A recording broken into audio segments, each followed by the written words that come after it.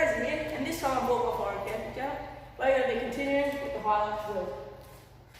So in this episode, we're basically going to be working down, we're going to pressure clean the chassis. We're going to, basically work on stripping this chassis down to get it to the point where we can, start to paint it. So I just jump right in. So just a quick note, I did pressure clean this chassis down about a month ago now. I haven't had any time to do any extra filming on this video. So I'm going to flick it back to that footage right now so you can see what I've done. And then we'll come right back to here and now and continue. So in this video, we're going to start off by pressure cleaning this chassis down because the amount of mud on here, it was next level. There's a heap of mud down here where the cab was, where obviously you can't clean. It shows how bad mud driving really can be for your vehicle. So let's do it.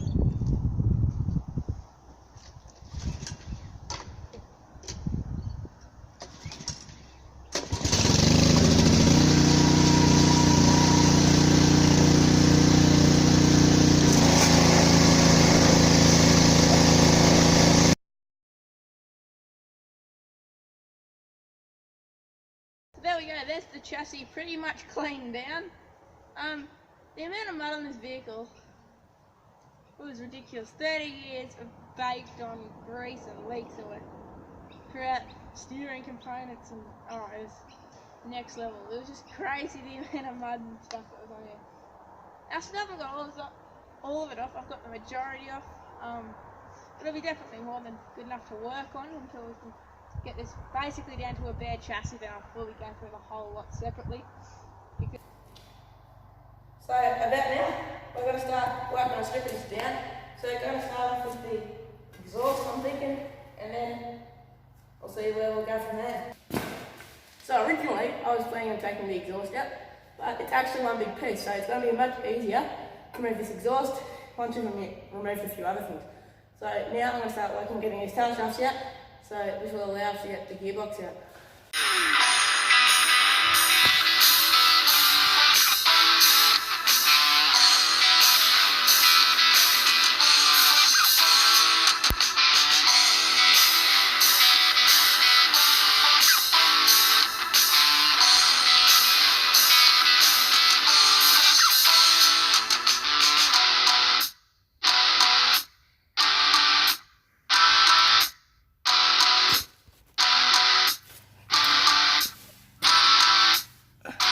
One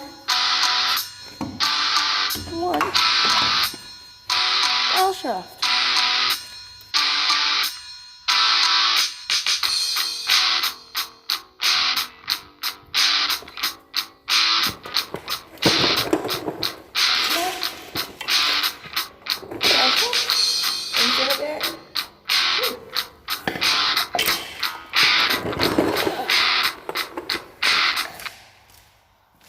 Have a go this time. This is my center bearing.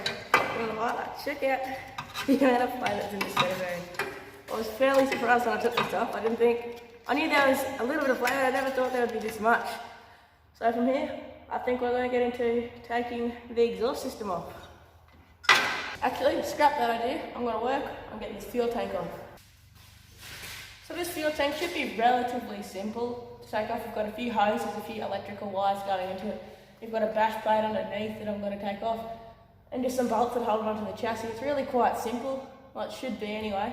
I'm also going to drain the fuel out. There's about an eighth of a tank in here, which in this thing is probably about 7 or 8 litres. So let's do this.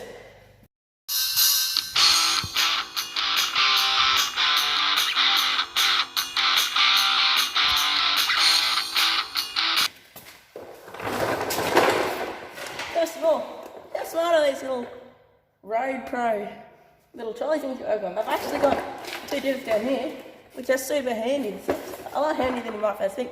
Number one, you can put all your nuts and bolts in there when you're taking stuff out, so I don't have to chuck them somewhere and end up losing them. Second of all, I use this one to get my spanners and necessary sockets and stuff in. Don't lose them either. Second of all, check out the amount of mud that was under my fuel tank. God, this is just, I find it hard to believe that this much mud can get in such a small gap about that big. It's absolutely insane. There's absolutely heaps of crap in there. I'll go knock her out in the garden or somewhere and she'll be alright. let's continue on. Oh man, that's dusty.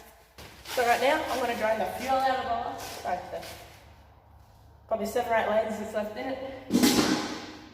Get a good aluminium bucket, or plastic bucket if you really have to.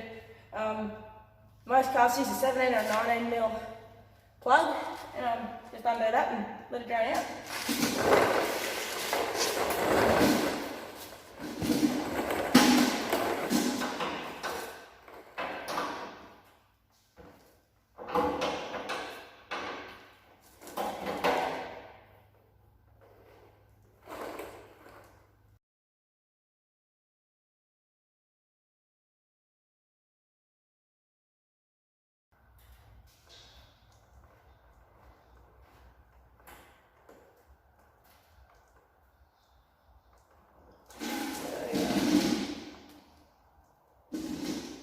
Nice and clean.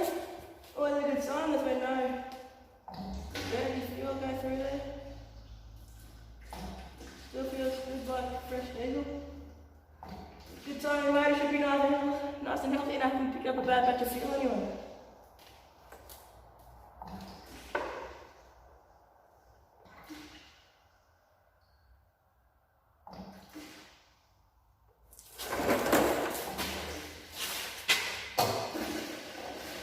There we go. It's a good idea.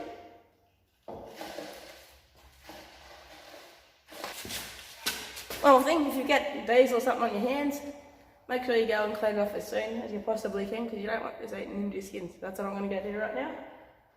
Well, I might speed this up, and I'll be back.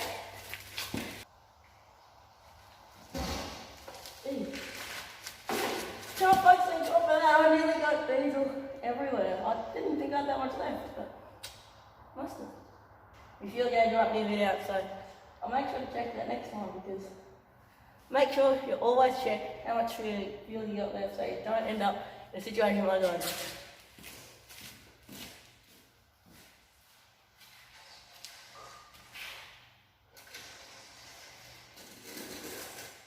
I'm pretty happy with that, the fact that 2 tyres pretty much perfectly fit on the fuel tank to catch it instead of it dropping on me and freaking killing me. So yeah, if you've got a couple of tyres lying around, turn one to your fuel tank. Especially if they're hand cooks, the best use for a pair of hand cooked tyres is for stuff like this. And yeah, we'll drop it down for them. And yeah, check her out.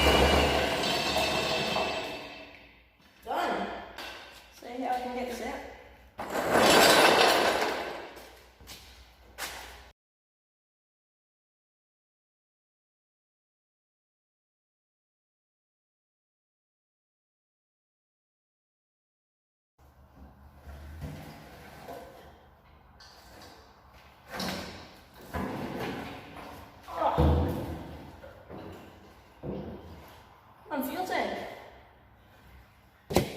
Now moving my attention to the front of the vehicle, I'm going to attempt to remove the exhaust. So it's going to be easy in some ways, so it's going to be harder in others than what it would usually be. It's going to be easy in the fact that the only bolts I have to undo are these ones up here. The hard bit is that it's one big piece. However, I think where the extractors join into the actual main exhaust system may come apart there, because it looks like it's held on by a few hose clamps. So, I don't know, we'll find out, but we'll start by undoing these bolts, which I have a bad feeling they're going to be tight as buggery.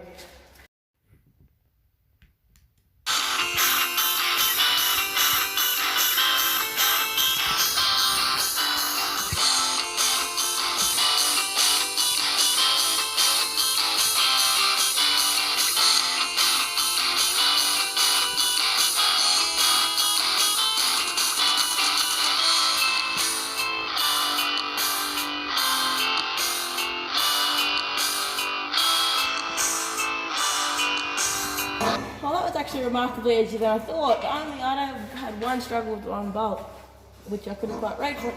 The manifold is off. I believe I can undo this down here and that whole thing should just come off and then I can get onto the exhaust.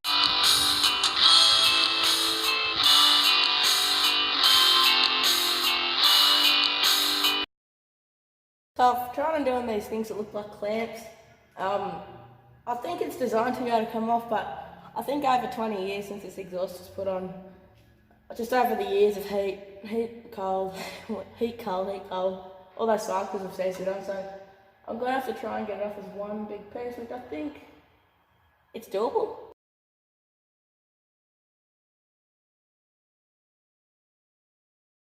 I'm very happy about that. We just got that exhaust system out. Let's see if we can try and move it out of here.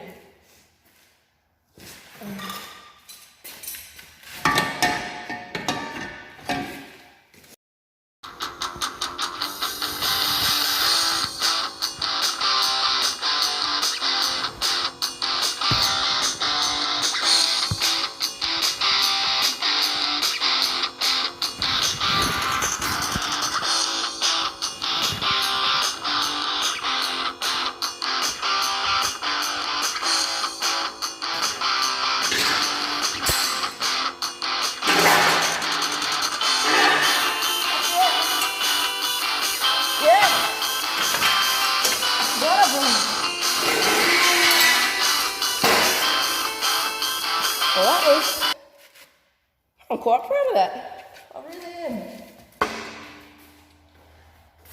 And then up that is a Hilux exhaust system, motor to tray, taken out by one bloke as one piece. Quite happy with that. Now I gotta figure out where to put it. So, this episode, what have we done?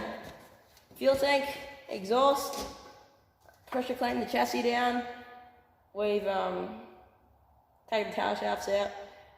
We've made quite a reasonable headway. It might not look like a lot, but it really is quite a bit in the grand scheme of things, just chipping away at these things. Now, next episode is where all the big stuff's going to happen. I'm going to rip all these brake lines and stuff out off camera. No one wants to see that.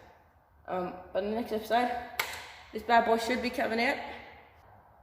And I am absolutely stoked. I cannot wait to see this thing complete. It's going to be an absolute beast. And I can't wait to finally drive again because I've been absolutely missing it. Not being able to drive around and have some fun. So, thanks for watching. See you in the next video. Please like, subscribe, check out my Facebook page, share the video, you know the drill. I'll see you in the next video.